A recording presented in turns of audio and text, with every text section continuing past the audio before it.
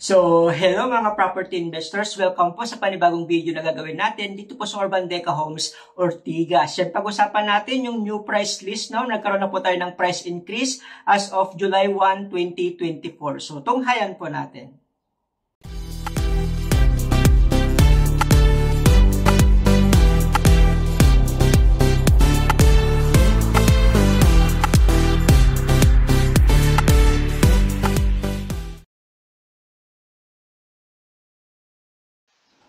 Ayan, so welcome mga property investors. Welcome po sa panibagong video na gagawin natin dito po sa Urban Deca Homes, Ortigas. So nagkaroon na po tayo ng price increase, no? Magkakaroon na po tayo ng new price list. So tunghayan po natin para sa video po na ito kung magkano na po sa Urban Deca Homes, Ortigas. So yung nakarang video, gumawa na po tayo ng presentation no, sa actual turnover deliverables. So pwede nyo po yung panoorin. Nalalagay ko na lang din po sa my description box below. Kung ano pa yung makukuha natin once na turnover na po yung unit. Gumawa na rin po tayo no, ng update as of May 2024 at nagsabi na po tayo na magkakaroon tayo ng price increase effective June 17 pero nagkaroon po siya ng panibagong prices as of July 1, 2024. So yun po yung pag-usapan po natin. So gumawa na rin po tayo, sinagot na po natin yung mga question and answer po natin. Yung kunyari wala bang swimming pool, pwede ko bang pa-rent out, paano mag-avail, yan yung mga amenities, na-discuss na din na po natin. Yung promo na only 10,000 na pwede na po makapag-move in at yung mga forms at requirements sa video at pag-ibig. So ilalagay ko na lang din po sila sa lahat sa by description box below para mapanood po ninyo about Urban Deca Homes, Ortigas. Okay po? Yan, good news, magkakaroon tayong MRT line for stations po, no? Ito ay connecting po ng ating magiging maganda na po yung ating property. So this is 15.56 km long. Dadaanan po niyang Quezon City, San Juan, Mandaluyong, Pasig, Cainta at Taytay. Sabi nila second quarter of 2024, ang umpisahan na po matatapos 2027 at hopefully maging operational po siya ng year 2028, no? Magsisimula po siya sa Indomingo sa may Gilmore Station po. Dadaanan niyang Colonel Boni Serrano at saka Green Hills. Yan sa may EDSA Mandaluyong, Meralco Avenue sa Pasig. And then yung Rosario din sa Pasig City po, no? And then yung ating site po sa may St. Joseph Station, yan po sa atin. Tapat po lang siya ng SM East Ortigas, tsaka yan na po yung ating property, no? Na Urban Deca Homes, Ortigas. And then dadaan po yung Cainta Junction, Tikling, Manila East Road, at saka yung Taytay. So yan po ay 15.56 km long. Once na matapos po yan, very convenient na po yung pagpunta po sa ating property. Okay po? Ayan, so ito magkakaroon po tayo, no, ang property po natin ay along Ortigas Extension, Barangay Rosario, Pasig City po, no. So yan po yung magkakaroon po tayo ng sarili po nating Deca Mall, no. Tapat lang po natin yung Mercury Drugstore, yan meron din tayong McDo, KFC, at syempre yung Super 8 na grocery. At yan na po yung ating property, kasama na rin po yan. So once na natapos po yan, walking distance lang po tayo sa SM City East Ortigas. At yung National University, pagpaupahan natin. At yan na po naman yung MRT line for St. Joseph Station. So malapit na malapit lang po dito sa ating property. So yan po yung ating, ilalagay po yung Urban Deca Homes, Ortigas na Deca Mall po natin. So magkakaroon po tayong sariling mall po natin. Yan, so yan po yung Deca Mall along Ortigas Avenue Extension Road lamang po tayo. Then marami pong mga establishment katulad ng KFC, yan Mercury Drugstore. Meron din tayong Super 8 Grocery at McDonald's. Pag diniretso nyo na po yan, papunta na po yan ng Cainta area, ganun po, Rizal area. Ganun po papuntang Binangonan, ganun po Taytay. Yan. And then, syempre malapit lang po tayo, walking distance lang po tayo sa may SM Cities Ortigas. Yung katapat po niyan, yan po yung sinasabi po natin ng MRT line for station na St. Joseph Station. Yung ginagawang building, actually patapos na po yan. Magsisimula na ngayong 2024, no, yan yung National University. So kung kunyari gagawin yung paupahan yung unit po ninyo, marami po tayong mga tenants, no, mga renters po. And then yan po yung ating property na Urban Deca Homes, Ortigas. So halagang 10,000 lamang, pwede na po tayo makapag-move in at pwede na po tayong parentahan po yung mga unit po natin. Kapag ito yung National University na East Ortigas, no? So 2024 ngayong pasukan ay magagamit na po yan. So along the highway lamang po siya at kadikit lamang po siya ng ating SM City East Ortigas. Okay po? Yeah, so magandang gawin nating paupahan ng mga estudyante, no? Ang magiging mga renters po natin. Okay po, yan yung update sa National University. Malapit lang po sa ating site. Okay po? So, pag-usapan natin yung price increase as of July 1, 2024. No? Siyempre, lahat naman ng property ay nag-appreciate yung mga value. Sabi nila kasi June 17, pero July 1 effectivity ng ating price increase. So, yun po yung mga pag-usapan natin sa mga susunod na mga slides po. Okay po? Yeah, so recap lang po tayo. Ito po yung ating site development plan. No? Yan po yung ating 13 hectares, yung building IJK, ongoing constructions. No? As of the moment, hindi pa po nilalabas yung building K. So possible na mga next month, basta within this year ay lalabas po, baka ilabas din ng IJK po.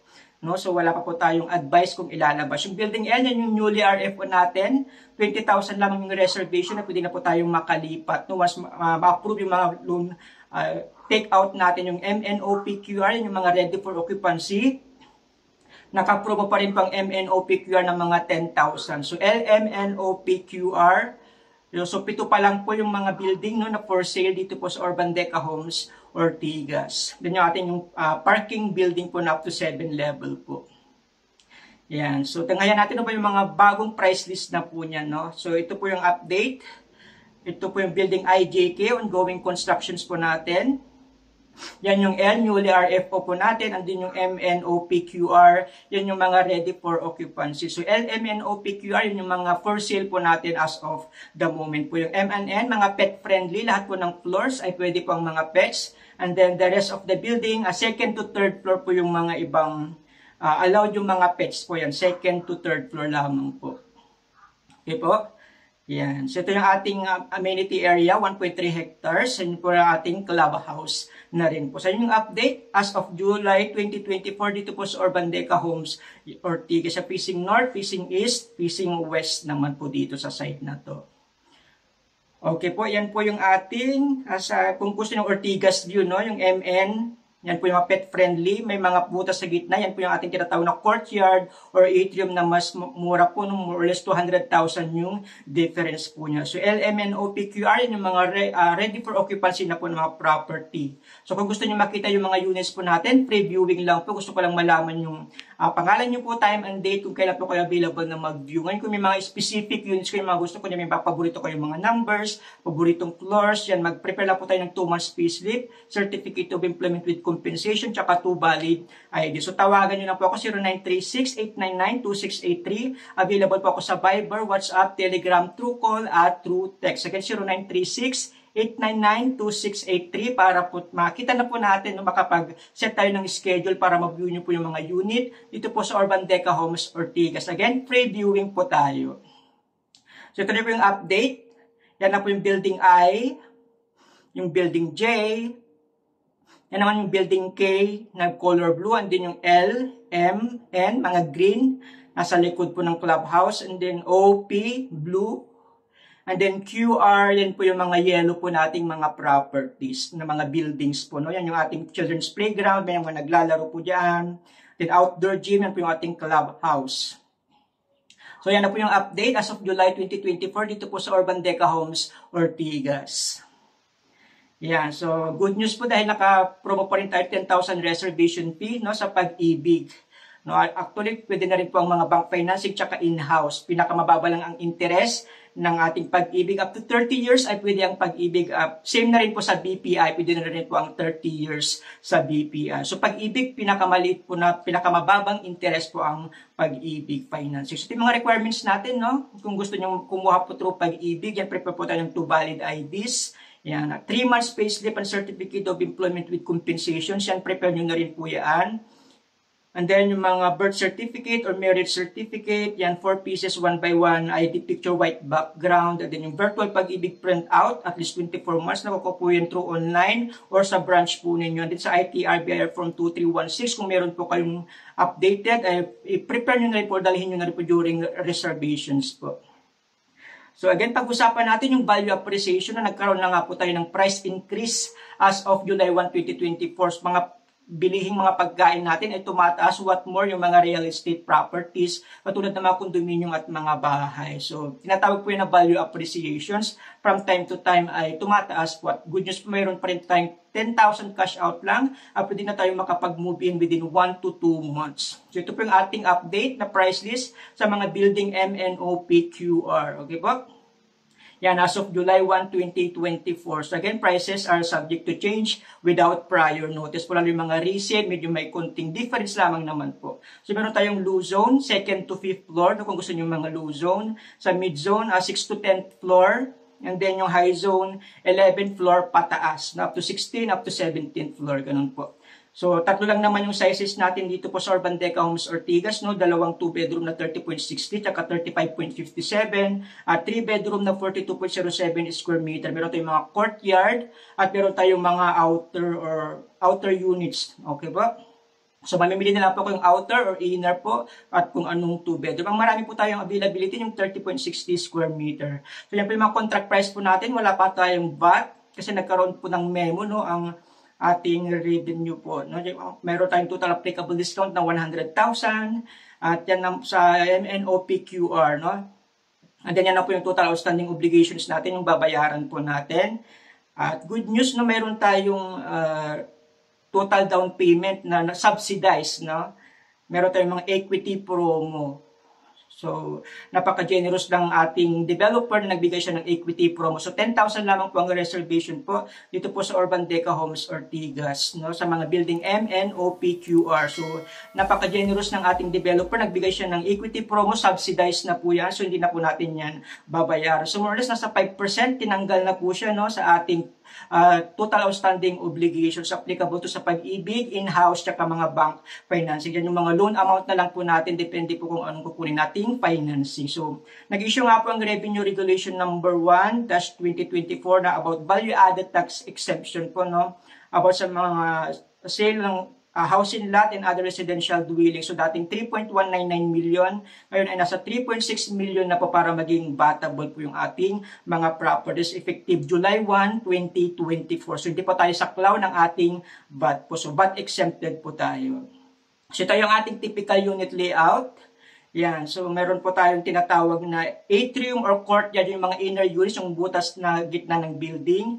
Yan, yung mga 2-bedroom natin na mga 30.60 square meter, lahat po ng color yellow po. Na may mga inner tsaka outer units po tayo ng mga 30.60. Yung 2-bedroom natin na green tsaka blue, yan. 4 lang din sila per floor. Magkaiba po yung layout po niyan. So, mas malaki lang po ng sizes compared sa 30.6 at malapit po sila sa fire exit tsaka elevator po. Then yung 3-bedroom natin, yan, mga corner units po. 4 lang din, no? Kung gusto niyo ng sold out ang mga 3-bedroom. Kung gusto natin kumuha ng mga medyo malaking sizes, yan, magkatapat ng mga 2-bedroom na lang yung recommended po. Do battable na po yung mga presyo po niyan kung kukuha po tayo ng gano'n. Okay po? So, meron tayong 64 units per floor dito po sa Urban Deca Homes Ortigas na floor layout po. So, para i-summarize po natin, yan, ito na po yung total outstanding obligations natin sa building MNOPQR. Okay po, sa 2-bedroom natin na 30.60, nag-range na po tayo ng 3.269 million up to 3.359 million na po, no? Yan yung mga inner units, pinakamura natin, yung 3.269 million. Okay po, andin yung mga outer units natin. Yan, nagre-range na po ng 3.491 million up to 3.578 million po. Sa mga inner na 35.57, yan, meron na po tayo 3.697 up to 3.797. Andin yung outer naman natin, nasa 3.778 million up to 3.877 million. Andin yung 3-bedroom, 4.220 million hanggang 4.327. Depende po sa level po, no, anong floor. Sa mga building MNOPQR po natin, ang pinakamura na po is 3,269,000 po, no? So, yan na po yung ating price. Dati pong 1.7, ngayon nasa 3.269 billion na po. Okay po, dahil good news, yung mga down payment natin, nagkaroon tayo ng equity promo na subsidized na po ng ating developer, no? Aside from 10,000 applicable discount, yan sa mga presyo natin sa total outstanding obligations, yan na po yung ibabawas natin, no? Aside from 100,000 pa po. So, marami po tayong mga discounts at saka equity promo sa mga, yan sa mga presyo natin, yung 161 to 165,000. Sa mga outer naman, 172 to 176. So, marami po tayong mga discounts, no?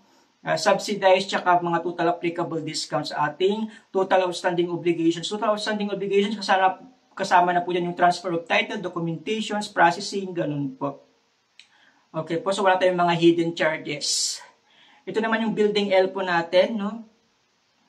as of July 1. So, pinagkaiba lang naman dito is reservation fees 20,000, no?